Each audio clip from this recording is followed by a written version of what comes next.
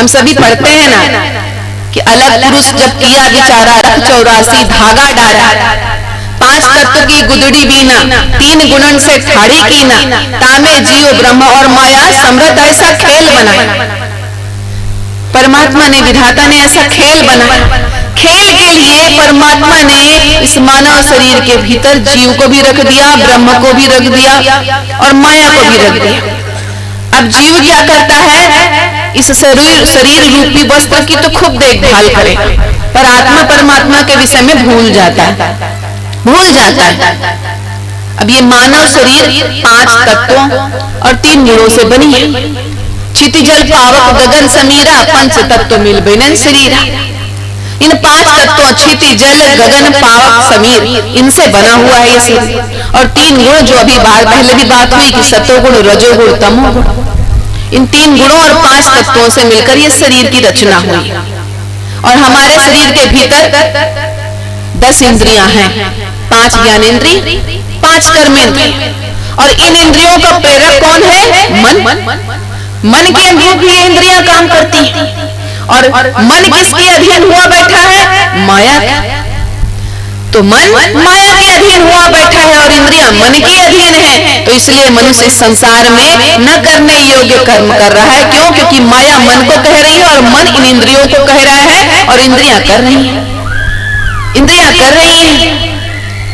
तो समझना है इस बात को, हमें इस मन को संभालना है। इस मन को संभालेंगे तो इंद्रियां अपने आप संभल जाएंगी। साहेब कहते हैं मन दाता मन लालची, मन राजा मन रंग, जो मन हरि से मिले तो हरि मिले निसंग। जो यह मन हरि से मिले तो हरि मिले निसंग। ये मन दाता भी है, ये मन लालची भी है, ये मन राजा भी है, ये मन रंग भी है। पर कब? जब ये मन परमात्मा से जुड़ा हुआ है, जब ये जीवात्मा, ये जीव परमात्मा के साथ जुड़ी हुई है, तब ये मन दाता है। पर जब यह जीव माया से जुड़ा हुआ है तो यह मन लालची है। जब यह जीव परमात्मा से जुड़ा है तो राजा है, और जब यह जीव माया से जुड़ा है तो फिर रंग है। और जब हम इस मन को परमात्मा से जोड़ लें, हरि को पाने के लिए माया को छोड़कर हरि को पाने के लिए दृढ़ प्रतिज्ञ होकर निकल पड़े, तो परमात्मा के मिलने में कोई भी ऐसी गुंजाइश ही नहीं है, कोई रोक ही नहीं सकता है कि जीवात्मा परमात्मा से न मिल पाए। ये बात बिल्कुल पक्की। बस इस मन को साधना है, ये मन को समझाना है कि तू माया के पीछे नहीं जाएगा। तू कुछ भी कर ले, माया के पीछे नहीं जाएगा। जाएगा तो किधर? परमात्मा की तरफ जाएगा। परमात्मा की तरफ जाएगा तब यह जीवन सफल होगा, हमारा मानव जीवन सफल होगा। जब इस बात को हम समझ पाएंगे, जब इस बात को हम समझ पाएंगे तो फिर यह मन माया में नहीं लगेगा, साहेब के चरणों में ही लगेगा। और जब यह मन साहेब के चरणों में लगेगा तो परमात्मा प्राप्ति से कोई रोक नहीं सकता मिलने से। परमात्मा प्राप्ति से कोई रोक भी नहीं पाएगा, परमात्मा अवश्य मिलेंगे, परमात्मा अवश्य मिलेंगे। पर बस शर्त यही है कि इस मन को निर्मल पावन पवित्र करना है। यह मन ही एकमात्र रास्ता है परमात्मा प्राप्ति का। परमात्मा को पाने का एकमात्र रास्ता है क्या? ये निर्मल मन। साहेब कहते हैं,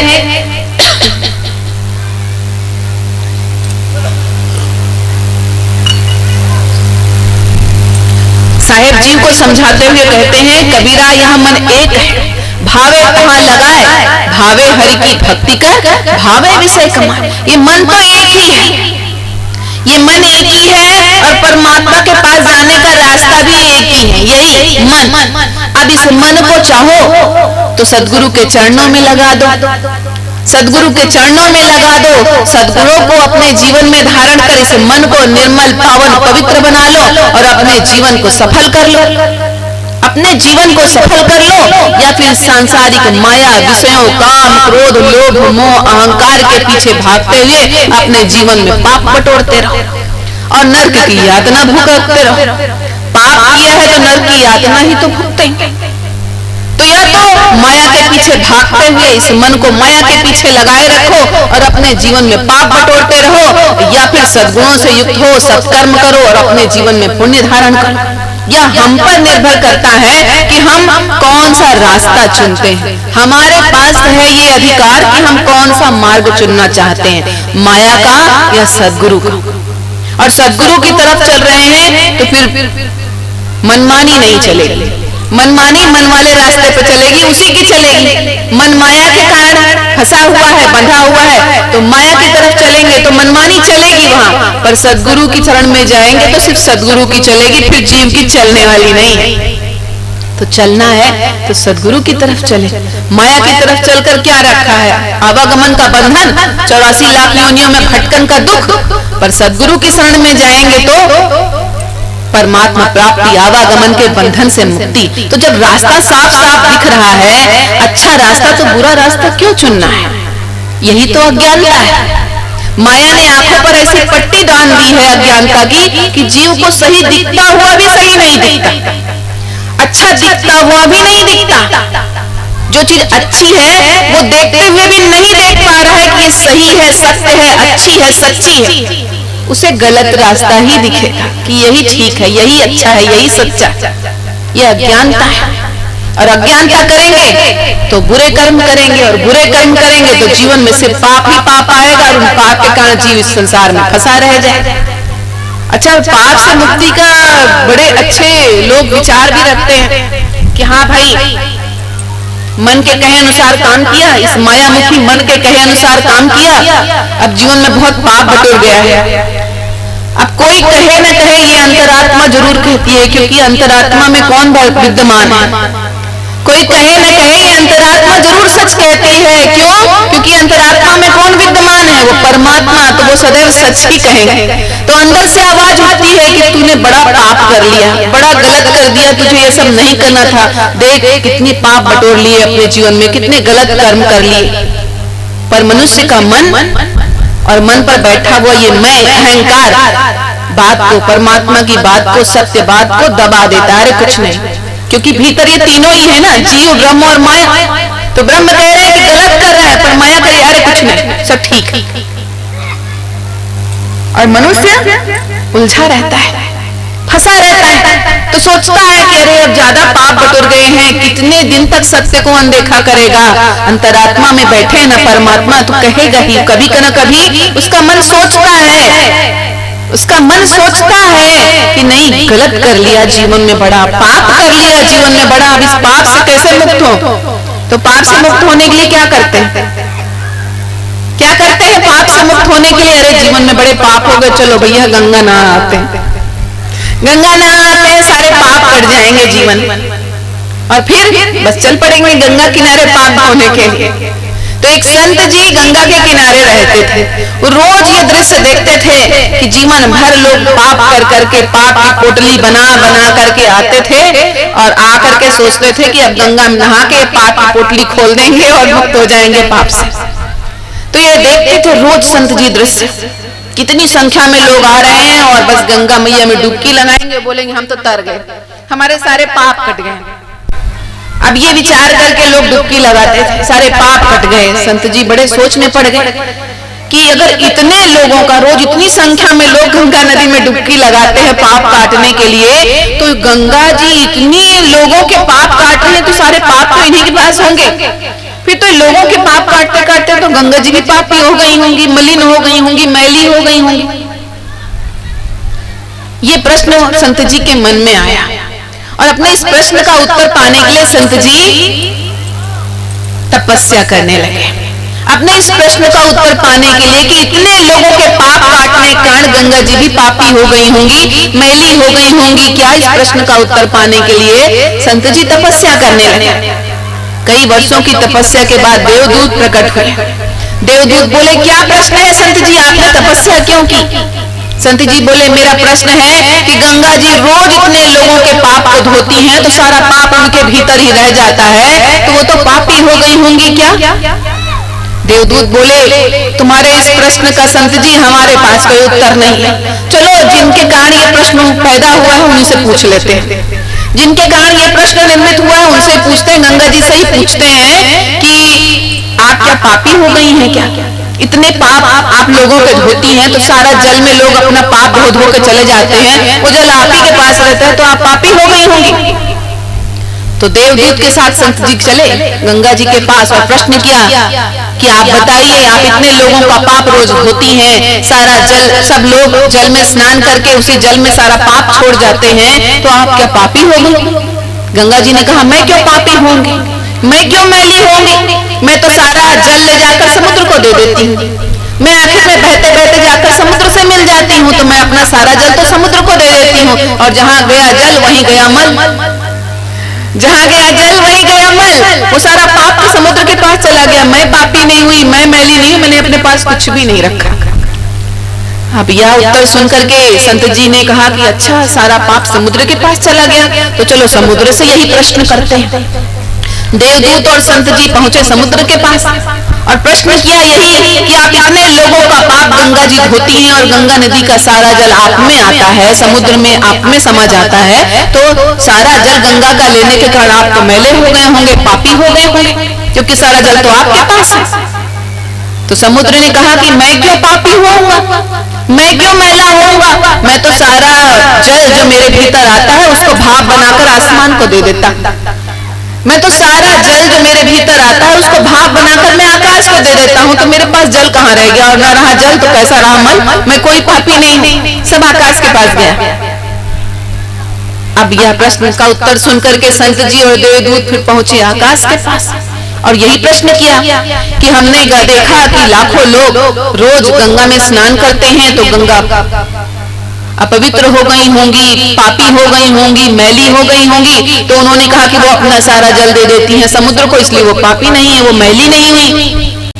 समुद्र कहते हैं कि मैं भी पापी मैला नहीं हूँ, क्योंकि मैंने सारा जल आपको दे दिया, आकाश को, तो अब आपके पास सारा जल जब आ गया तो आप पापी हो गए होंगे, आप मैले हो गए होंगे, लोगों का पाप आपके पास पहुंच गया।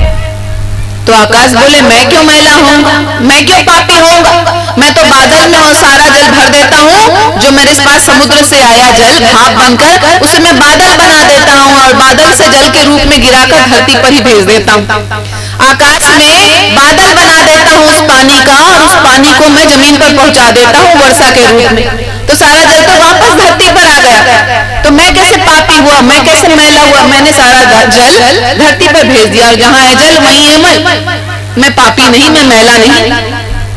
और धरती पर जब आ गया जल, तो जब जल बरसता है, वर्षा होती है, तो क्या पैदा होता है, अन्न, और जैसा खाओ अन्न वैसा रहो, वैसा रहे मन। तो जैसा जिसने पाप किया कहीं नहीं जाता, कहीं भी नहीं जाता, उसी जीव के पास घूम घूम कर वापस आ जाता, क्योंकि वो जल नीचे ही आ गया धरती पर, सारा जल तो आकाश से नीचे ही आ गया धरती पर, तो जहां से गया था वहीं से वापस आ गया, तो कहीं नहीं जाएगा। जो किया है उसका फल भुगतना पड़ेगा, उसका फल भुगतना पड़ेगा। तो क्यों पाप बटोरना है अपने जीवन में, बटोरना है तो पुण्य बटोरे, अच्छे कर्मों के द्वारा पुण्य बटोरे, अच्छे कर्म करें, तब तो अच्छे फल की प्राप्ति हो। परंतु जीव अपने जीवन में सिर्फ पाप बटोरते जा रहा है, सिर्फ पाप बटोरते जा रहा है, और अब कर्मों को करते जा रहा है, नहीं करने वाले कर्मों को करते जा रहा है। देखिए, मानव जीवन का अर्थ हम समझे।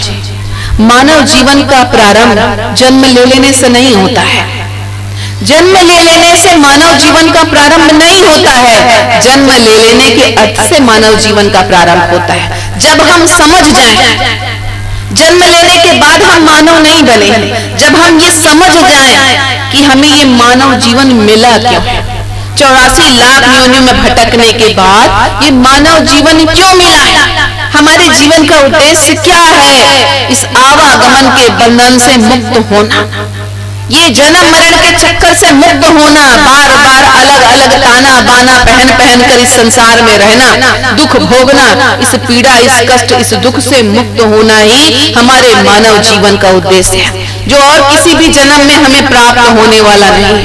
हम कुछ भी बन जाए और इस संसार 84 लाख योनियों में से कोई भी योनि बन जाए हम, पर मुक्ति सिर्फ मानव तन प्राप्त करने के बाद ही संभव है, मानव जीवन मिलने के बाद ही संभव है। जिस दिन इस बात को समझ गए उस दिन से हमारे मानव जीवन की शुरुआत होगी। उस दिन से हमारे मानव जीवन की शुरुआत होगी। तो जिस दिन हम इस बात को समझ गए कि ये संसार में सिर्फ रहने के लिए, इस संसार की माया के साथ बंधने के लिए मानव जीवन नहीं मिला है, परमात्मा से बंधने के लिए, परमात्मा से जुड़ने के लिए, परमात्मा को पाने के लिए मानव जीवन मिला है। उस दिन क्या हम दुर्गुणों से जुड़ेंगे?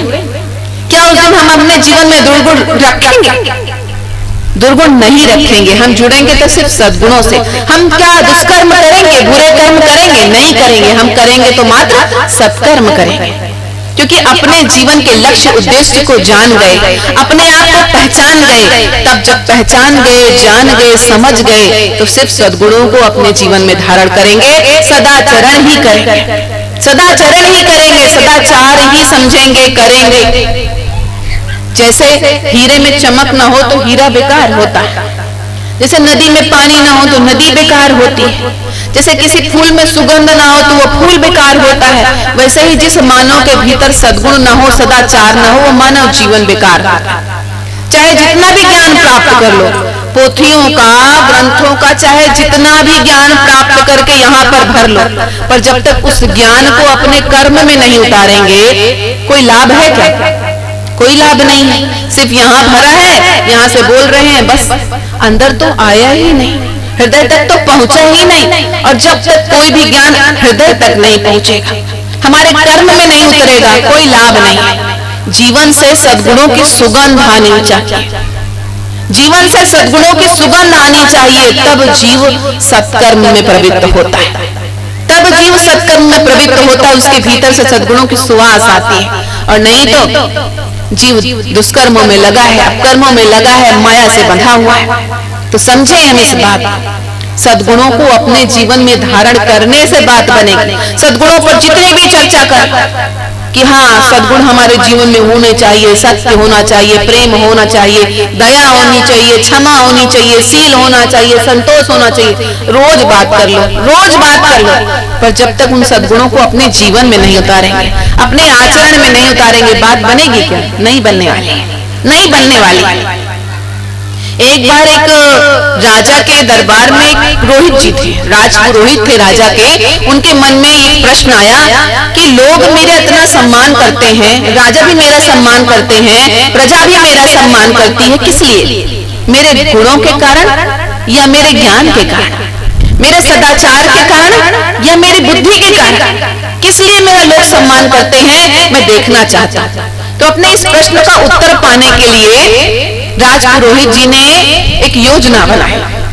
उन्होंने क्या किया कि राज दरबार होने के बाद, राज दरबार से उठने के बाद राजपुरोहित जी निकलते राजमहल से, और राजमहल के सामने में ही कोषागार था, जहां पर राज्य का सारा धन इकट्ठा होता था। सारा धन राजा का कोषागार में इकट्ठा होता था। तो वहां का जो खजांची था वो कोषागार की रक्षा करता था। तो राजपुरोहित वहां से गुजरे और उन्होंने क्या किया, कोषागार में गए, एक सोने का सिक्का उठाकर अपनी जेब में रख लिया और चलते बने। अब खजांची ने, कोषाध्यक्ष ने देखा तो उसे बड़ा आश्चर्य हुआ कि ये संत जी, ये राजपुरोहित जी इतने विद्वान हैं, इतने ज्ञानी है, क्या कर रहे हैं? पर क्या कहूं, इतने विद्वान हैं, ऐसा कार्य इन्होंने किया है, जरूर कोई प्रयोजन होगा, कोई कारण होगा, तभी सिक्का उठाया है। हो सकता है जल्दी के कारण मुझे ना बता रहे हो, कोई काम होगा। ये सोचकर चुप रह गया, उनके ज्ञान के कारण वो चुप रह गया। दूसरा दिन हुआ, दूसरा दिन पुनः राजसभा के बाद राजपुरोहित निकले राजमहल से और फिर कोषागार में गए, और इस बार एक सिक्के की जगह 4 सोने का सिक्का उठा लिया अपने हाथ में और जेब में रख लिया, और वहां से चलने लगे। आदमी खजांची देख रहा है, कोषाध्यक्ष देख रहा है, बड़ा आश्चर्य हुआ उसे कि ये क्या कर रहे हैं पुरोहित जी, इतने विद्वान हैं, ये क्या काम कर रहे हैं? जरूर कोई काम होगा, कोई प्रयोजन होगा, राजा ने कुछ कहा होगा, ये बता नहीं रहे हैं, इन्हें कुछ आवश्यक काम होगा, जल्दी जल्दी में जाना होगा, इसलिए मुझे सूचित नहीं कर रहे हैं। चुप रह गया, कुछ नहीं बोला। फिर तीसरा दिन हुआ, तीसरा दिन उसी क्रम में राजपुरोहित जी राजमहल से निकले, कोषागार गए, और इस बार 4 सिक्के की जगह एक मुट्ठी सोने का सिक्का भर लिया हाथ में। अब आज खजांची नहीं रुका, आज कोषाध्यक्ष से रहा नहीं गया, आज कोषाध्यक्ष से रहा नहीं गया, उसने राजपुरोहित का हाथ पकड़ लिया। जैसे ही उन्होंने सोने का सिक्का उठाया मुट्ठी भर के, राजपुरोहित का हाथ पकड़ लिया खजांची ने और कहा आप चोरी कर रहे हैं। बड़े आश्चर्य की बात है, आप इतने ज्ञानी हैं, आप इतने विद्वान हैं, पर आप चोरी कर रहे हैं और चोरी की सजा आपको मिलेगी। आप चलिए राज दरबार लेकर गया। राजा बैठे, सभी सभासद बैठे, सारे मंत्रीगण बैठे। राजपुरोहित की बात जब सामने आई कि चोरी की, पहले दिन एक सिक्का, दूसरे दिन 4 सिक्का और अगले दिन एक मुट्ठी, तो राजा को बड़ा आश्चर्य हुआ। राजा ने कहा आपने मेरा हृदय बड़ा दुखाया है, मेरे हृदय को बड़ी ठेस पहुंचाई है। मैं आपका बड़ा सम्मान करता था, मैं आपका बड़ा सम्मान करता था और आपने इतना घृणित कार्य चोरी की, आपने चोरी जैसा कार्य किया, आपको इसकी सजा मिलेगी। आपके हाथों की 4 उंगलियां काट दी जाएंगी। जिस मुट्ठी से आपने सिक्का उठाया है, आपकी 4 उंगलियां काट दी जाएंगी। राजपुरोहित जी जो इतने देर तक चुप थे, खजांची के हाथ पकड़ने से लेकर राजमहल में प्रस्तुत करने के तक, राजा के सामने प्रस्तुत करने तक, सारी बात सुनने तक जो राजपुरोहित चुप थे, वो अब बोले और मुस्कुराते हुए बोले, राजन मैंने ये चोरी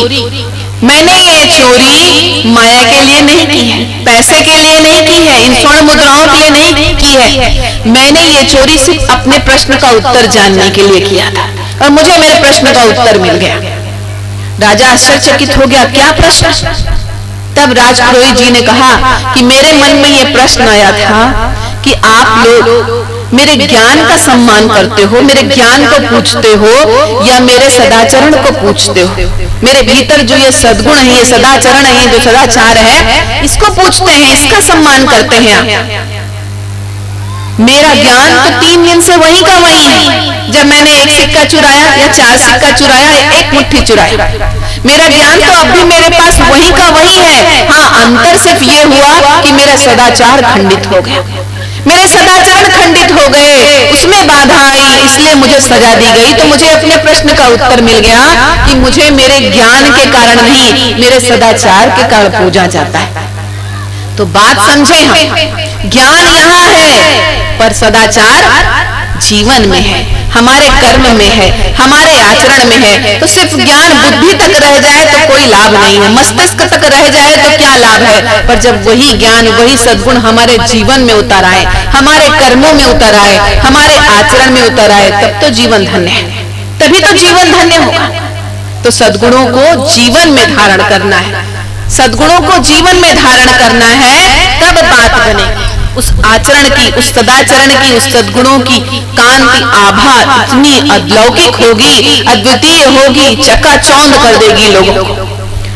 और वो चमक ही सद्गुरु को भाएगी। उस सद्गुणों की चमक से ही सद्गुरु अपने लाखों करोड़ों भक्तों के बीच में से उस एक शिष्य की चमक को देखकर उसे पहचानेंगे, उसे अपने पास बुलाएंगे, अपने प्रेम कृपा का पात्र बनाएंगे, सत्यनाम शब्द देंगे और सत्यनाम शब्द को पाकर जीव अपने जीवन को सफल कर लेगा। तो सद्गुणों की चमक लानी है तो सद्गुणों पर बात न कीजिए, उसे अपने जीवन में धारण करिए। अपने जीवन में धारण करेंगे तब बात बनेगी।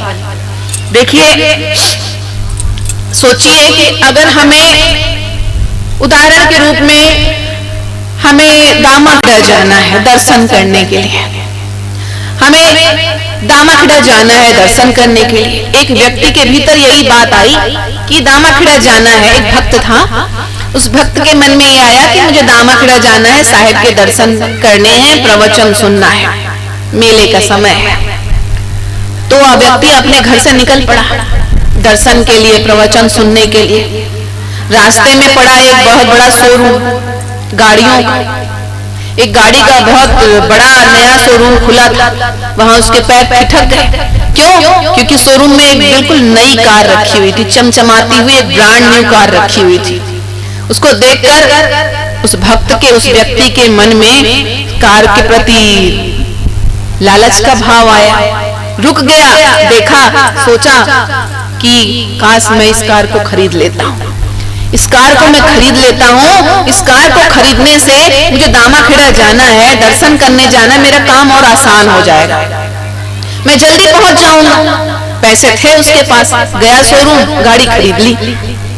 उस गाड़ी को देखकर जो वो रुक गया था, आकर्षित हुआ था, उस गाड़ी को उसने खरीद लिया। गाड़ी खरीदने के बाद ड्राइवर का भी इंतजाम कर लिया। गाड़ी खरीदने के बाद उसने ड्राइवर का भी इंतजाम कर लिया। ड्राइवर आया और बोला, चलिए सर, आपको दामाखेड़ा पहुंचा देता हूं, दर्शन का टाइम हो रहा है, चलिए। अब वो व्यक्ति, वो भक्त क्या कह रहा है? जिस व्यक्ति ने गाड़ी खरीदी, वो बोलता है, अरे रुको तो सही, अभी अभी नई गाड़ी खरीद, थोड़ा देख तो लूं, थोड़ा निहार तो लूं। कभी सीट को छूता, कभी स्टीयरिंग को छूता, कभी कांच को छूता, कभी बाहर खड़े होकर के गाड़ी के रंग को निहारता, कभी अंदर बैठ करके एसी चलाता। बहुत देर तक वो गाड़ी को ही निहारता रहा, देखता रहा, छूता रहा, आनंद लेता रहा, गाड़ी को ही छूता, देखता, निहारता, आकर्षित होते रहा।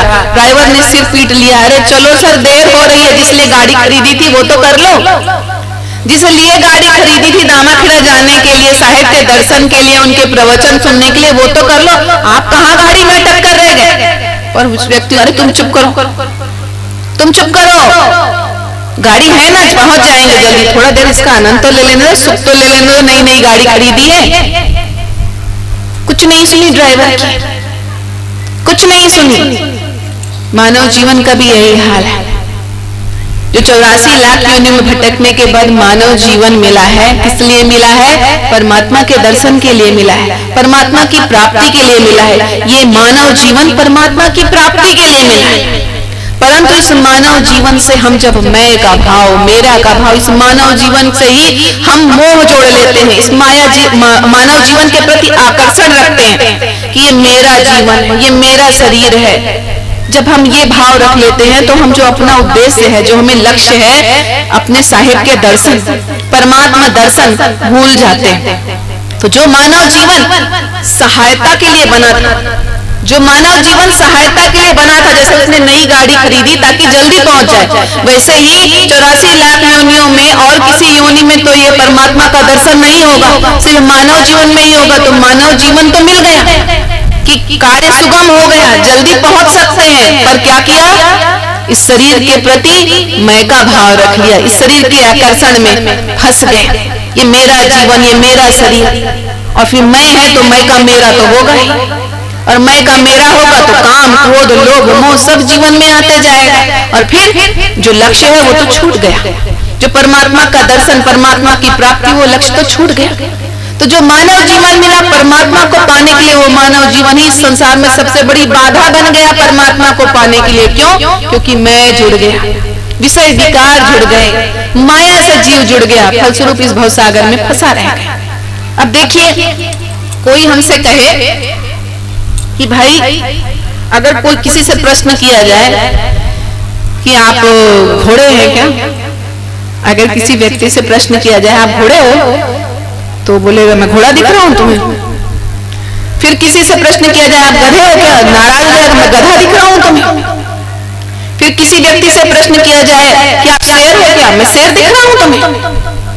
किसी व्यक्ति से प्रश्न किया जाए आप राक्षस हो क्या, मारने दौड़ पड़ेगा, मैं राक्षस दिख रहा हूं तुझे। किसी स्त्री से पूछा जाए आप पुरुष हो, नहीं नहीं मैं स्त्री हूं। किसी पुरुष को पूछा जाए आप स्त्री हो क्या, नहीं नहीं मैं पुरुष हूं। सबके पास उत्तर है, पर अगर सबसे ये पूछा जाए कि क्या आप मनुष्य हो, तो सब कहेंगे हाँ मैं मनुष्य हूँ, हाँ मैं मनुष्य हूँ। मनुष्य नहीं, मैं मनुष्य नहीं हूँ, क्योंकि अगर मैं मनुष्य होता तो आज संसार में जो इतनी ज्यादा क्रूर घटनाएं हो रही हैं, अमानवीय घटनाएं हो रही हैं, पाशविकता हो रही है, विश्वास न करने योग्य घटनाएं हो रही हैं, इतनी दुर्दांत घटनाएं हो रही हैं, क्या उसको कोई मनुष्य कर सकता है? क्या मनुष्य कर सकता है? अगर मनुष्य है हम सभी से इस संसार में पूछा जाए कि आप मनुष्य हो, तो हर कोई कहेगा हाँ मैं मनुष्य हूँ, मैं मानव हूँ। तो कहाँ है मानवीयता? दिखाओ, कहाँ है मानवीयता इस संसार में? आज संसार में अगर मनुष्य होते तो क्या ऐसी घटनाएं घट रही होती? इतनी दुख, इतनी पीड़ा, इतना कष्ट, इतना डर, भय, आतंक आज संसार में फैला हुआ है, किस लिए? मानव कर रहा है, मानव तो नहीं कर सकता ये सारी कार्य, ये कार्य तो राक्षस ही कर सकते हैं। तो हाँ भाई, राक्षस है हम, मनुष्य नहीं। मनुष्य कब होंगे? जब मानवीय गुणों को अपने भीतर धारण करेंगे, जब सत्य, प्रेम, दया, क्षमा, शील, संतोष, करुणा, अहिंसा, इन सब सद्गुणों को जब अपने भीतर हम धारण करेंगे, तब सच्चे अर्थों में हम मनुष्य कहलाएंगे। तो जब तक इन गुणों को धारण न करें, स्वयं को मनुष्य न कहना, स्वयं को मनुष्य नहीं कहना। और मानव जीवन को ही परमात्मा को पाने का अधिकार है, तो परमात्मा को पाने की बात तो भूल ही जाओ। पहले अपने आप को मानव बनाओ, पहले अपने आप को हम मानव बनाएं। जो पशुवत राक्षसवत जीवन जी रहे हैं, पहले स्वयं को मनुष्य बनाएं, सद्गुणों को अपने भीतर धारण करें। जो मानवीय सद्गुण हैं, उन्हें अपने भीतर धारण करके मानव बने। और जब मानव बनेंगे तो परमात्मा तो मिलेंगे। पहले नर तो बने, इंसान तो बने, फिर परमात्मा तो मिलेंगे। तो समझना है, सद्गुणों को अपने जीवन में धारण करना है। जब जीव सद्गुणों को धारण करेगा तो वो अच्छे काम ही करेगा, बुरे काम कभी नहीं करेगा, दुष्कर्म कभी नहीं करेगा। करेगा तो सिर्फ सत्कर्म, जब जीव सद्गुणों से युक्त होगा।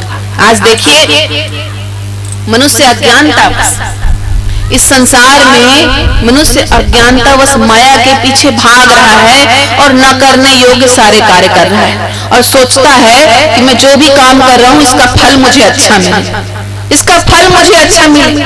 कैसे मिलेगा? भौतिक साधनों का परिणाम हमेशा निराशा ही होती है, दुख ही होता है। सुख नहीं मिलेगा, आनंद नहीं मिलेगा, अच्छा फल कभी नहीं मिलेगा। ये संसार क्या है? एक कर्म भूमि है जिसमें मनुष्य कर्म करता है। कर्म किए बिना एक क्षण भी नहीं रह सकता। भाई ये शरीर है, देह मिली है, तो देह से कर्म तो होगा ही। क्या कर्म किए बिना मनुष्य एक क्षण भी रह सकता है? नहीं, कोई ना कोई कर्म मनुष्य हर क्षण करता है और जैसा कर्म करता है वैसा फल मिलता है। कर्म प्रधान विश्व रचि राखा, जो जस करे सो तस फल चाखा। जैसा कर्म करेंगे वैसा ही फल मिलेगा। अच्छे कर्म करेंगे तो अच्छे फल मिलेंगे, बुरे कर्म करेंगे तो बुरा फल मिलेगा।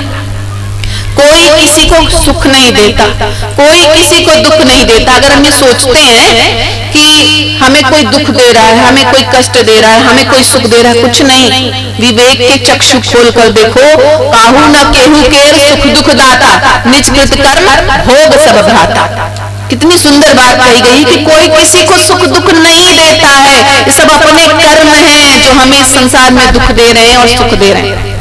हम अच्छे कर्म करेंगे तो हमारे जीवन में सुख होगा, हम बुरे कर्म करेंगे तो हमारे जीवन में दुख ही दुख होगा। अब देखिए, सांप सीढ़ी का खेल तो सभी ने खेला है, सभी ने खेला है सांप सीढ़ी का खेल। कैसे होता है? सीढ़ी लगी होती है और सांप होता है। सांप काटता है तो नीचे चले आते हैं, सीढ़ी मिल जाती है तो ऊपर चढ़ जाते हैं। तो सत्कर्म और दुष्कर्म भी बिल्कुल सांप और सीढ़ी के जैसे ही।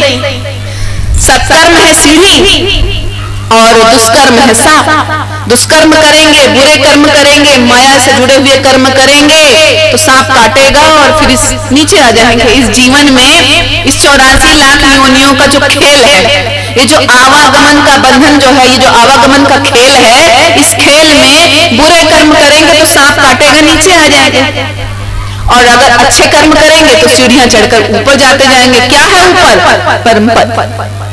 ऊपर क्या है? जहां फाइनली हमें सांप सीढ़ी के गेम में पहुंचना होता है, वो क्या है? परम पद। और नीचे मानव जीवन की शुरुआत। जब अपने जीवन के लक्ष्य को समझ लिया, चलते जा रहे हैं, तो कभी सांप, कभी माया ने भटका दिया, सांप ने काट लिया, नीचे आ गए। और कभी सदगुरु के शरण में लगे हुए हैं, अच्छे कर्म कर रहे हैं, सीढ़ी चढ़ते चढ़ते ऊपर चले जा रहे हैं और परम पद को प्राप्त कर लेते हैं। सांप सीढ़ी का गेम है, सांप सीढ़ी का खेल है ये जीवन में। तो भाई सांप से मत कटवाओ, सीढ़ी चढ़ो, परम पद पाओ। तो सत्कर्म करेंगे तो सीढ़ियां चढ़ने को मिलेगी और परम पद की प्राप्ति होगी। और दुष्कर्म करेंगे तो ये सांप, माया रूपी सांप काटते जाएगा और जीव इसी संसार में फंसा रहेगा। गेम खत्म नहीं होता, खेल खत्म नहीं होता ना, जब तक हम पहुंच न जाए 100 तक। तो वो 100 क्या है? वो परम पद है। जब तक वहां पहुंचेंगे नहीं, ये मानव जीवन का खेल खत्म नहीं होने वाला है। ये माया रूपी सांप काटते रहेगा और ये सदगुरु रूपी सीढ़ी ऊपर चढ़ाते रहेंगे, ज्ञान रूपी सीढ़ी ऊपर चढ़ाते रहेंगे। हमें चुनना है कि हम किधर जाएं और अपना जीवन सफल करें। तो समझना है, वहां तो अवसर रहता है, वहां तो किस्मत काम करती है, यहाँ हम खुद काम करेंगे, यहाँ हमारा मन काम करेगा। अगर हमारा मन निर्मल हो गया तो हम सदगुरु की शरण में जाएंगे, सद्गुणों से युक्त होंगे, अच्छे कर्म करेंगे और सीढ़ियां चढ़कर परम पद को प्राप्त कर लेंगे।